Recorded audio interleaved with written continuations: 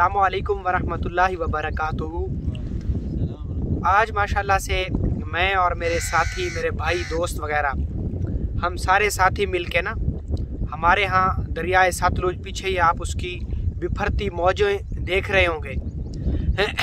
हम आज यहाँ घूमने फिरने के लिए आए और दरिया का रूहानी सफ़र की नीयत से हम आए।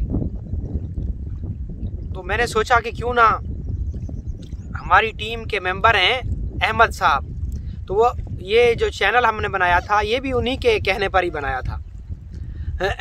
हमारी क्लासेस तो अरसा 2 साल से हो रही थी, लेकिन उन्होंने कहा कि आप इन क्लासेस को रिकॉर्ड करके सदका जारिया के तौर पे रख जाएं और सोशल मीडिया के प्लेटफॉर्म पे रख जाएं ताकि लोगों को इससे नफ़ा हो। तो वो भी साथ थे आज हमारे, तो उन्होंने कहा कि क्यों ना हम यहाँ पे बैठ के एक छोटी सी क्लास पढ़ें, और क्लास ऐसी पढ़ें कि जिसका ताल्लुक़ हमारी रूहानियत के साथ हो, क्योंकि हमारा जो कंटेंट है, हमारा जो मौजू है वो सहर व सियाहत का तो है ही नहीं, रूहानियत का, समंदरों के साथ, दरियाओं के सफ़र के साथ क्या ताल्लुक़ है, रूहानी सफ़र का दरियाओं के सफ़र से क्या ताल्लुक़ है, और दरिया क्या कहते हैं, क्यों बुजुर्गान दीन दरियाओं के किनारे बैठकर साला साल मेहनत और रियाजत किया करते थे।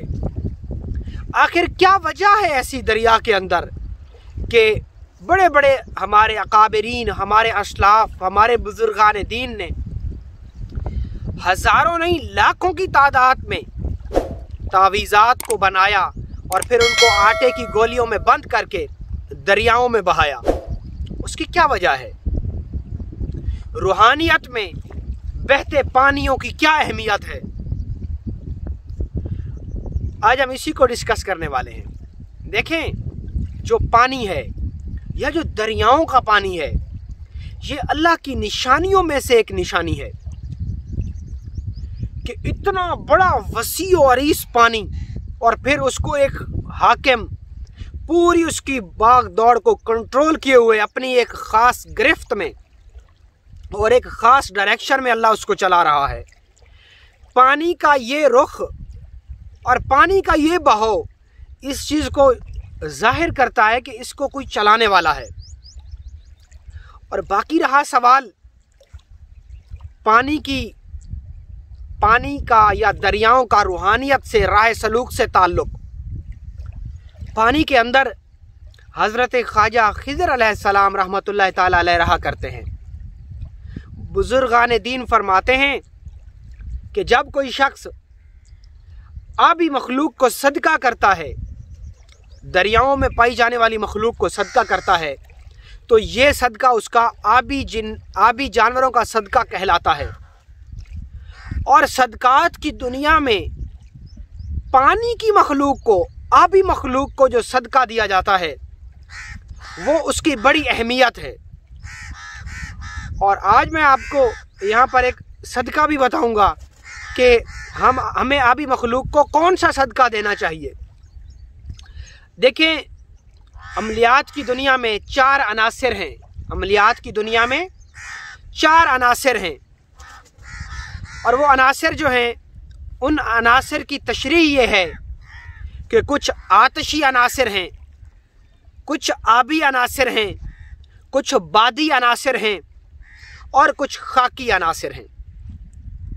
वो अमाल जो आग जलाकर किए जाएं, वो अमाल जो दिया जलाकर किए जाएं, वो अमाल जो सूरज की तपिश में किए जाएं, वो आतशी अमाल कहलाते हैं।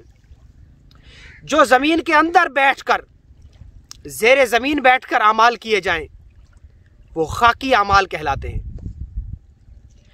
इसी तरीके से जो पानी के किनारे बैठकर, इस तरीके से दरियाओं के किनारे पर बैठकर जो अमाल किए जाते हैं, या जो वो तावीज़ात जो लिखकर शेम ज़दा ज़मीनों के गिर्द दफन किए जाते हैं, वो आबी अमाल कहलाते हैं। और पानी की हमारे मुल्क में हमारे मुल्क से हटके हर मुल्क में पानी की बड़ी अहमियत है। इंसानी जिस्म जो बना है उसका भी 70% हिस्सा पानी पर मुश्तमिल है। जब भी बुजुर्ग मुराकबा करने बैठा करते थे तो उस वक्त मुराकबे से पहले वो पानी पिया करते थे। क्यों? क्योंकि पानी हमारे वजूद के अंदर एक ऐसी चीज़ है जो ऊर्जा को पैदा करता है, और एक बड़ी नेक साले जिन्नात मखलूक का ताल्लुक पानी से है।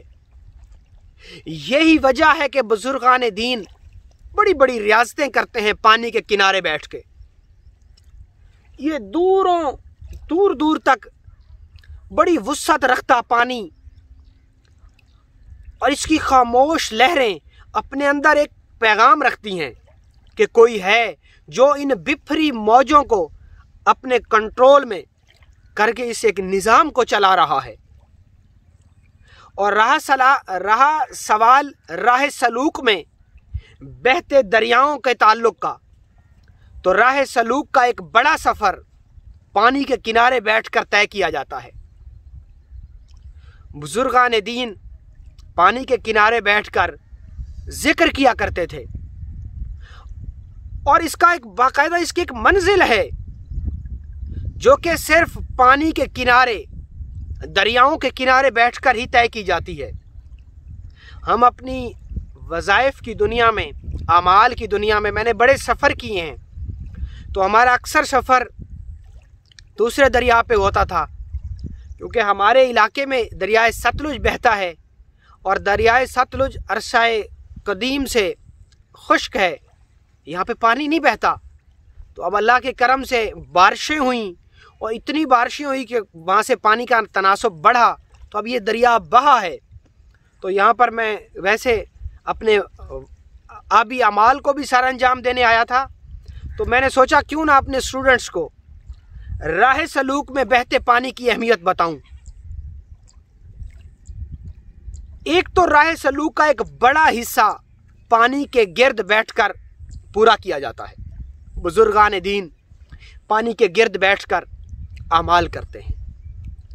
और दूसरी चीज़, कुछ ख़ास किस्म के तावीज़ात हैं जो आमिलीन कामिलीन ने वज़ा किए हैं, उनको लिख लिख कर आबी चाल से पानी के सुपुर्द किया जाता है।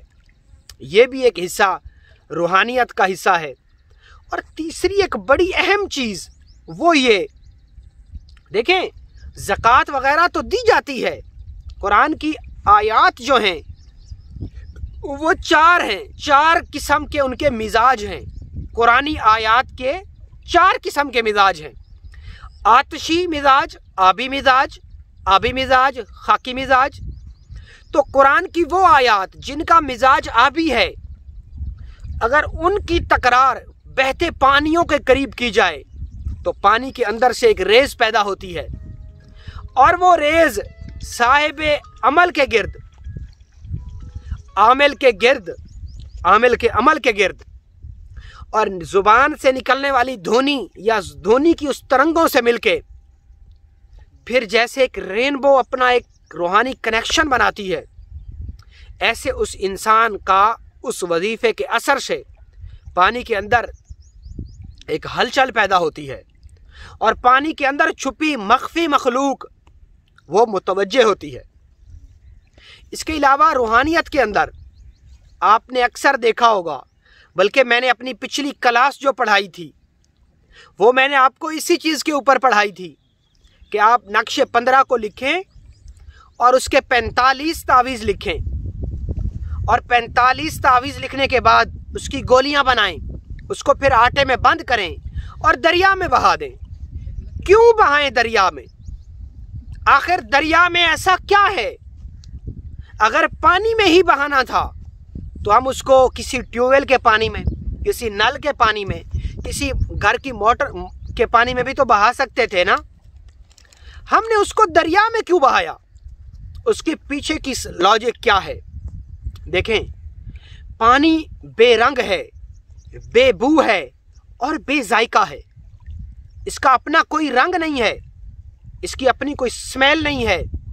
इसमें जो खुशबू डालो उस खुशबू के असर को ले लेता है। इसमें जो रंग डालो वही रंग अपना लेता है, और इसमें जो जायका डालो उसी जायके को अपने अंदर हल कर लेता है। माना पानी चीज़ों का असर कबूल करता है। और दूसरी एक अहम वजह कि इसके अंदर आबी अनासर के मख्फी जिन्नात होते हैं, नेक और साले जिन्नात पाए जाते हैं दरियाओं के अंदर। और तीसरा, हज़रत ख्वाजा खिज़र रहमतुल्लाह ताला अलैह का तसर्रुफ जो है वो पानियों के ऊपर है। जब कोई शख्स किसी भी तावीज़ को लिखता है और उस तावीज़ को लिखने के बाद उसकी गोलियां बनाता है आटे के अंदर, उसको खुश्क करता है, और खुश्क करने के बाद जब उन गोलियों को दरिया में फेंकता है तो उन गोलियों के ऊपर लिपटा हुआ आटा, उन गोलियों के ऊपर लिपटा हुआ आटा उसको मछलियां खाती हैं, और फिर इस तरीके से वो नक्श मछलियों के अंदर चला जाता है। पहली चीज, एक तो वो अंसर अपने अंसर से मिल जाता है, और दूसरी और अहम चीज वो ये कि वो नक्श उन मछलियों के जरिए हजरत ख्वाजा खिज़र अलैहिस्सलाम तक पहुंच जाता है। और फिर वो बाकायदा पूछते हैं अब्दाल से कि ये किसने मेहनत की, किसने रियाजत की, फिर उसका नाम बताया जाता है। और वहां से हजरत ख्वाजा खिज़र अलैहिस्सलाम उस तसर्रुफ को, उस असर को जारी फरमाते हैं, और उस असर के जारी होने से साहिब अमल, जो शख्स अमल कर रहा होता है, जो शख्स उस पर रियाजत कर रहा होता है, उसमें फिर एक ताकत और तासीर पैदा होती है। यही वजह है कि बुजुर्गान दीन, हमारे अकाबिर, औलिया अल्लाह और सालेहीन दरियाओं के किनारे पर बैठकर अमाल किया करते थे, और अक्सर उन अमाल का जो मिजाज हुआ करता था वो आबी होता था। आबी आयात को पानी के किनारे, जैसे मेरे पीछे एक दरिया बह रहा है, तो ऐसे लोग वहां बैठकर रियाजत किया करते थे, रूहानियत किया करते थे, क्योंकि वो आबी अंसर जब उन पानी की लहरों से टकराता था तो फिर एक ऊर्जा बनती है, और वो ऊर्जा पानी के अंदर मौजूद नेक और सालेह जिन्नात से उस आमिल का रूहानी कनेक्शन बनाती हैं। यही वजह है कि हमारे बुजुर्गान दीन, हमारे असातिज़ा दरियाओं के किनारे बैठकर अमाल किया करते थे। तो आज हमने भी अमल की नियत से, मैंने यहाँ का सफ़र किया था।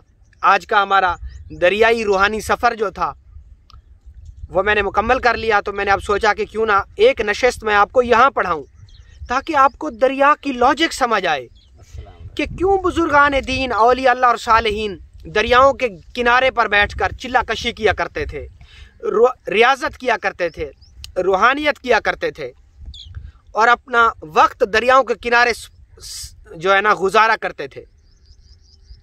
क्यों मैंने आपको जो अमल बताया था कि आप इस नक्श को लिखें, इस तावीज़ को बनाएं, और बनाने के बाद फिर उसकी गोलियां बना के, और फिर वो गोलियां दरिया के सुपुर्द कर दें, वो मैंने आपको क्यों बताया था, उसके पीछे की लॉजिक क्या थी।